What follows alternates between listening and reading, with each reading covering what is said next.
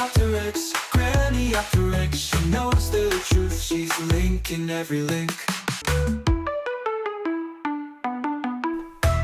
Hello, this is another video about Morgan McSweeney's phone, and I'm doing it because it's important.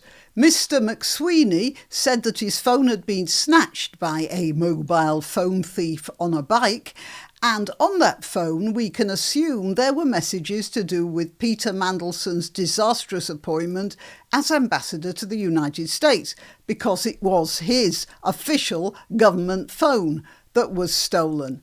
I made a video about it a couple of days ago, and hours later I had 877 views. It's gone up a bit since then, but it's still got quite a low viewing figure, for which there could be only two explanations. Either the video is being suppressed, or because a lot of people are pretty much uninterested in Morgan McSweeney's phone.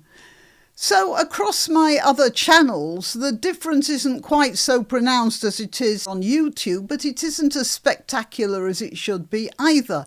And I am appalled, because we should all be banging on the Downing Street gates about this. The government is laughing at us, and we aren't outraged beyond any limits of outrage. I mean, this guy here, he's implicated in the appointment of a man with suspicious friends of the worst type, which of course is a security risk, as this would have put Mandelson in the line for being blackmailed. And McSweeney and his boss, Starmer, had no problem with that. All they wanted was someone they thought would smooth the Americans, and any moral considerations beyond that, totally irrelevant. And we don't know exactly what the considerations were, because McSweeney says his phone was stolen while he was walking to a restaurant in Pimlico or from it or somewhere, and that he had not backed it up. No, he never made backups on that. Yeah, that's what he said. My iPhone backs up everything onto every computer I have. All the messages come through to them all. They're always pinging off, or the phone rings, and so do two other computers in the rest of the house. But not in the case of McSweeney.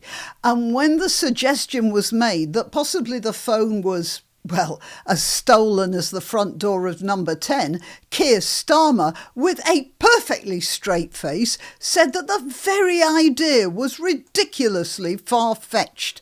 Far-fetched to think McSweeney faked phone theft, says PM, as reported by the BBC, of course. That without a trace of irony, they report the Prime Minister has said it's a little bit far-fetched to believe his former Chief of Staff, Morgan McSweeney, could have faked the theft of his phone. Oh yeah, next to impossible to do that. And metaphorically speaking, Starmer looked the nation straight in the face and said that. After Mandelson was sacked, the Conservatives were just rubbing their hands in glee because it's such an obvious fail, and they were scheduled to be making an official request for all the documents regarding his appointment, Mandelson's appointment, and that would, of course, have included the McSwee phone. And then, just before they make that formal request, goodness gracious, the phone is stolen. How unfortunate. There's a joke on the British public. They know we're not idiots, and yet they're treating us as if we were. And from the viewing figures of my last video about it, the national outrage about the way this government is treating us, their attitude to us, it's like on a Richter scale of a dog having a quick shake to get the rain off his coat after a walk. As for the backup, well, I've already dealt with that. And the security services, apparently they don't listen in on top government officers' phone calls either. Yeah? All right, and since McSweeney rang the police to tell them he'd had his phone snatched, which they would have logged as one of hundreds in a week, and they didn't even bother when my son's bike got stolen, let alone a mobile phone, and he didn't tell them there was anything particularly important about it, and he didn't even mention his job. No, hello, I'm Mr. Mweeny, my phone's got stolen, and the police receptionist is there with his earphones on going, oh yeah, let's write this down. And somehow Mweeny also managed to confuse the telephone receptionist about his address. So the police didn't even have the correct contact details, which delayed it even more and meant that the phone was seriously unfindable. Of course, it's probably unfindable now. I mean, they could try digging up all of Mweeny's garden, but I should think it's probably in little bits by now. Do you believe all of this? Honestly, do you believe that? The government is insulting us. And hours after I'd uploaded that information, 900 people were interested enough in this insult, this laughing in our faces, to actually check out the video.